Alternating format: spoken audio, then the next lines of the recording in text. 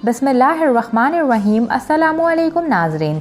पिछली किस्त के इख्तिताम पर आपने देखा था कि निज़ामुल मुल्क संजार से कहते हैं कि तुम बातनियों के मसले में कुछ भी नहीं करोगे, ना ही तुम मदाखलत करोगे। इस पर संजार कहता है ये इतना आसान नहीं, एक बड़ी सल्तनत को दीवाने आला के रहमो करम पर नहीं छोड़ा जा सकता। देखते ही देखते सल्तनत मुँह के बल नीचे आ गिरेगी। इस पर हाजी कहते हैं ये सल्तनत कई मरतबा गिरते गिरते बची है और हर बार इसे खींच तान कर फिर से खड़ा किया गया है। अल्हम्दुलिल्लाह, हमसे जो हो सका हम करेंगे, तुम अपने कबीले में ताहुक्म सानी इंतज़ार करोगे। इस पर संजार ने हाजी से कहा कि मेरी मुहिम वाज़ेह है, मुकम्मल किए बगैर चैन से नहीं बैठूंगा, ज़रूरत पड़ी तो बातनियों से तन्हा लड़ूंगा। तो नाज़रीन, इस एपिसोड के आगाज़ में आप देखेंगे कि कैंचक आबादी दिखाई जाती है, जहां पर संजार की अम्मी बाशुला खातून कुएं से पानी निकाल रही होती है। इसी दौरान बाशुला खातून को चक्कर भी आने लगते हैं, मगर वो फिर भी अपने काम में मसरूफ़ होती है और पानी से भरी बाल्टी उठाकर खैमे की तरफ जा रही होती हैं कि ऐन इसी वक्त बाशुला खातून की आंखों में अंधेरा छाने लगता है और हाथ से छूटकर बाल्टी नीचे जा गिरती है। इसी दौरान कबीले की एक लड़की बाशुला खातून को देखकर कहती है बाशुला खातून को क्या हुआ है, और उनकी तरफ दौड़ती हुई आती है। इतने में बाशुला खातून बेहोश होकर ज़मीन पर जा गिरती हैं तो लड़की अपना टोकरा फेंककर फ़ौरन से बाशुला खातून को संभालने के लिए आ पहुंचती है। इसी के साथ ख़वातीन से कहती है जल्दी आओ, बाशुला खातून को कुछ हो गया है, और सारी कबीले की ख़वातीन बाशुला के आसपास मौजूद होती हैं। बाशुला खातून को होश में लाने के लिए उसे झंझोड़ा जाता है, लेकिन बाशुला खातून आंखें नहीं खोलती तो लड़की कहती है आंखें खोलिए बाशुला खातून, क्या हुआ है। इसी दौरान लड़की ख़वातीन से कहती है कि इन्हें उठाकर फ़ौरन खैमे की तरफ ले चलो। इस पर ख़वातीन बाशुला को उठाकर खैमे की तरफ ले जाने लगती हैं, साथ ही तबीब को बुलाने का भी हुक्म दिया जाता है। वहीं पर दूसरी जानिब आप देखेंगे कि हाजी संजार की बात पर उसे कहते हैं तुम एक बार फिर अपनी मर्जी कर चुके हो और करीब था कि तुम्हारी जान चली जाती, जब तक मैं हुक्म ना दूं तुम कुछ नहीं करोगे। इस पर संजार कहता है ये मामला आपके हुक्म से आगे बढ़ चुका है। इस पर निज़ामुल मुल्क कहते हैं इस सल्तनत में जब मैं हुक्म ना दूं तो एक चरवाहा भी अपनी जगह से हरकत नहीं कर सकता, मैं इस सल्तनत का वज़ीर आज़म हूँ। इस पर संजार भी गुस्से से कहता है और मैं इस सल्तनत का बेटा हूँ। आज मैंने आपके हुक्म को सर आंखों पर बिठाया और आपने मुझे हमेशा एक तरफ रखने की कोशिश की, अब मैं एक तरफ खड़े होकर सल्तनत को चलते हुए नहीं देख सकता। इस पर हाजी कहते हैं इस सल्तनत और तुम्हारे बारे में मैं सोचूंगा। इस पर संजार कहता है अपने बारे में अब मैं खुद सोचूंगा और इस मामले के बारे में एक शहजादे की हैसियत से फैसला करूंगा। इस पर हाजी कहते हैं अपनी हद से बढ़ रहे हो संजार। इस पर संजार कहता है सल्तनत की खातिर मुझे अपने वालिद से जुदा किया, आपने मुझे बेशुमार मुश्किलात से गुजारा, मैं अपनी हद से नहीं बढ़ रहा बल्कि अपना फ़र्ज़ पूरा कर रहा हूँ। इस पर हाजी कहते हैं जो कर सकते थे किया, अब मज़ीद क्या चाहते हो। इस पर संजार कहता है जितने गहरे ये बातें हैं मैं इनमें इतना ज़्यादा उतरूंगा, सिर्फ कातलाना हमला ही नहीं बल्कि इनके तमाम रवाबित, इनके पीछे मौजूद ताकत, इनका गंदा चेहरा सबके सामने लाऊंगा। इस पर हाजी कहते हैं तुम ये नहीं कर सकते, तुम बातनियों के मसले में मदाखलत नहीं करोगे। इस पर संजार कहता है जब सल्तनत हाथ से जा रही हो तो जान की क्या परवाह करनी, जिसे अपनी जान प्यारी है वो अपनी चारपाई पर आराम से सोए, मैं अपनी तलवार तेज़ कर चुका हूँ और मेरा दुश्मन वाज़े है। इस पर हाजी कहते हैं इस सल्तनत के लिए मैंने तुम्हें बड़ा किया, तरबियत दी, तुम्हारे हर पहलू में तलवार मैंने लटकाई, तुम मेरे हुक्म के बगैर कुछ नहीं कर सकते। इस पर संजार कहता है तो मुझे तलवार आपने दी।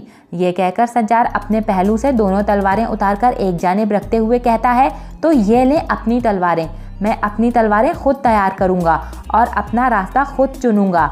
ये कहकर संजार वहां से जाने लगता है तो हाजी कहते हैं तुम शहजादे हो सकता है कि आगे चलकर सुल्तान बनो, तुम गलती कर रहे हो संजार, हर चीज़ खतरे के हवाले कर रहे हो, जो कुछ हमने आज तक किया वो सब कुछ बर्बाद हो जाएगा, अब वो लोग इतनी आसानी से किसी को अपने अंदर दाखिल नहीं होने देंगे।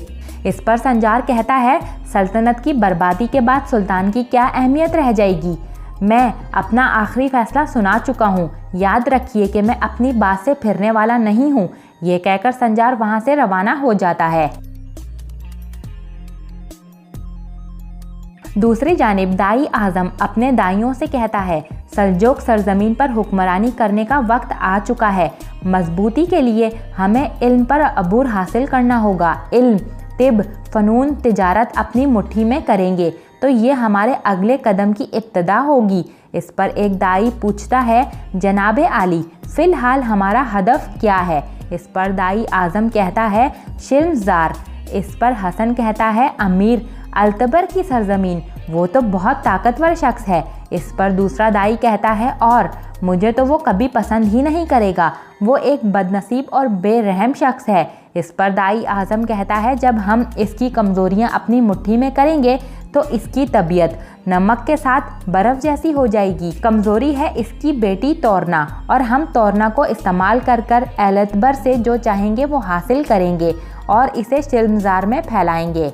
इस पर हसन कहता है, रकम की हवालगी के इजाज़तनामे, सल्जोक सल्तनत ने इसे बहुत से इजाज़तनामे दिए हैं और महंगे दामों जारी भी किए हैं। मुझे मालूम है कि एलतबर ने किसी राज की तरह इन्हें छुपा कर रखा है। इस पर दाई आज़म कहता है कि इस राज की चाबी तोरना है। हम तोरना को इस कदर वफादार बनाएंगे कि वो सिर्फ रकम हवालगी के इजाज़तनामे ही नहीं बल्कि एक इशारे से अपने बाप को उठाकर बाहर फेंकने वाली होगी। जंग के फैसले को हमारे डोरियों पर असर अंदाज मत होने देना। निज़ामुल मुल्क इस मामले को आसानी से नहीं छोड़ेगा। हो सकता है कि वो फिर से किसी को हम में दाखिल करने की कोशिश करे। तमाम दाइयों को खबरदार कर दो, एहतियाती तदाबीर में हरगिज़ कोताही नहीं होनी चाहिए। दूसरी जानिब आप देखेंगे कि शिल्मज़ार दिखाया जाता है, जहाँ पर तोरना एक दरवेश के बच्चे को देखते हुए कहती है, हम सब कुछ कर चुके मगर हालत बेहतर नहीं हुई। ये कैसी लानती बीमारी है, जड़ी बूटी ने भी कुछ नहीं किया, अब मज़ीद मैं क्या करूं? इस पर पास खड़ा दरवेश शख्स कहता है, आप खुद को परेशान कर रही हैं तोरना खातून, आप तो कोई और भी इस बीमारी का इलाज कर पाया है क्या? इस पर तोरना खातून कहती हैं, एक शख्स के पास इसका इलाज है मगर एक ज़माना हुआ इसे देखे हुए, इसका ठिकाना भी बहुत दूर है, मगर इस मसले के हल के लिए जहाँ जाना पड़ा मैं जाऊंगी, अब आप मुझे इजाज़त दें। ये कहकर तोरना उठकर चली जाती है और अपने घोड़े पर सवार होकर उस ठिकाने की तरफ जाने लगती है जहाँ पर वो शख्स मौजूद है। दूसरी तरफ आप देखेंगे कि योरगोस अपनी इबादत में मसरूफ़ है। इसी दौरान पादरी भी योरगोस के पास आकर बैठते हुए कहता है, तुम्हारा भाई एलेक्सिस, इसकी रूह के लिए दुआ कर रहे हो क्या? इस पर योरगोस कहता है, एलेक्सिस या वो। इसी दौरान फ्लैशबैक दिखाया जाता है जब संजार ने योरगोस के भाई को कत्ल किया। इस पर पादरी कहता है, एक सल्जोकी सिपाही ने एलेक्सिस के साथ हमारे तमाम आदमी मार डाले। इस पर योरगोस गुस्से में उठकर खड़ा हो जाता है और फिर कहता है, मेरे भाई, मैं तुम्हारी रूह के खुदावन के पास पहुंचने से पहले तुम्हारा इंतकाम लूँगा।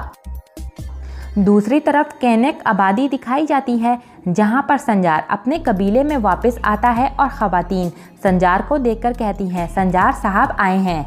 बाशुला खातून की हालत का पता नहीं चला होगा इन्हें, इंशाअल्लाह। इसी दौरान संजार बूढ़े शख्स कोरकत अता के पास पहुंचकर पूछता है, कोरकत अता, ये हड़बड़ कैसी है और हड़बड़ क्यों मची हुई है? इस पर कोरकत अता कहते हैं, बाशुला खातून का मर्ज फिर से बढ़ गया है, हम देख रहे हैं, औरतें और तबीब इनके पास हैं, फिक्र ना करो बेटे। संजार अपनी अम्मी की यह हालत सुनकर फ़ौरन से खैमे की तरफ दौड़ने लगता है और खैमे में आकर अपनी अम्मी के बारे में दरियाफ़्त करता है। इस पर पास खड़ी लड़की कहती है, तबीयत ख़राब हुई और फिर अचानक मेरे सामने ही ज़मीन पर गिर गई, मर्ज बढ़ गया है। इस पर संजार कहता है, दवाई नहीं बन सकी क्या? इस पर हकीम खातून कहती हैं, तमाम जड़ी बूटियों की दवाएं इस्तेमाल कर चुकी हूँ मगर बुखार नहीं उतर रहा, अगर बुखार ना उतरा तो अल्लाह ना करे कुछ हो जाएगा। इस पर संजार कहता है, अम्मी को कुछ नहीं होगा, ज़रूर कोई ना कोई हल होगा, इसकी कोई दवा नहीं है क्या तबीब खातून? इस पर तबीब खातून कहती हैं, बाशुला खातून की दवा सिर्फ शिल्मज़ार की तोरना खातून के पास हो सकती है, इस बीमारी की दवा सिर्फ इनके पास ही हो सकती है। इसी दौरान संजार को वो तमाम बातें याद आने लगती हैं जब संजार की मुलाकात तोरना से हुई थी और ज़ख़म का इलाज तोरना ने ही शिफा खाने में किया था। और इसी दौरान तोरना ने संजार को बताया था कि मैं शिल्मज़ार की हूँ और मेरे वालिद एलतबर हैं। इस पर फ़ौरन से संजार के मुंह से तोरना का नाम निकलता है और संजार बाशुला से कहता है, फ़िक्र मत करें अम्मी जान, सब्र करें, मैं आपकी दवा ले आऊँगा। ये कहकर संजार खैमे से बाहर चला जाता है। दूसरी तरफ आप देखेंगे कि तोरना खातून दूर दराज जंगल में दौड़ती हुई एक मकान में दाखिल होती है और हकीम को देखकर कहती है, शुक्र है अब आप यहाँ पर हैं। इस पर हकीम मुड़कर तोरना की जानिब देखता है तो वो कोई हकीम नहीं बल्कि हकीम के रूप में दाई आज़म है और वो तोरना को देखकर खुशामदीद कहता है। इस पर तोरना कहती है, शुक्रिया जनाब हकीम, दरवेश के घर में बच्चे बीमार हुए हैं, कोई जड़ी बूटी जो काम नहीं कर रही, आपके सिवा अब कोई उम्मीद नहीं रही। इस पर हकीम उर्फ दाई आज़म कहता है, जड़ी बूटियाँ तो सिर्फ वास्ता हैं। इसी दौरान हकीम तोरना को बैठने का इशारा करते हुए कहता है, हमारी महारत इनके इल्म की वजह से है। इस पर तोरना कहती है, आप पुराने तबीब हैं, आप अपने लिए काम क्यों नहीं करते? मैंने कहा कि दरवेश के घरों में आ जाएं, आपने कबूल नहीं किया। इस पर हकीम कहता है, मैं तलाश नहीं कर रहा, मैं हासिल कर रहा हूँ तोरना खातून, शायद अपना और अपने दुनिया के लोगों का नफ़ा पहुँचाना। इस पर तोरना कहती है, जड़ी बूटियों को कूट क्यों रहे हैं? इन्हें गर्म पानी में डालकर उबाला भी जा सकता है, पानी फ़ायदा नहीं पहुंचाएगा क्या? इस पर हकीम कहता है, यही तो महारत है तोरना खातून, आप जड़ी बूटियों को खाली समझती हैं और मैं ऐसा नहीं समझता। अल्लाह ने हर चीज़ में रूह डाली है, बस इनकी ज़बान समझने की ज़रूरत है और इनको सुनने की ज़रूरत है और ख़ास अंदाज में देखने की भी।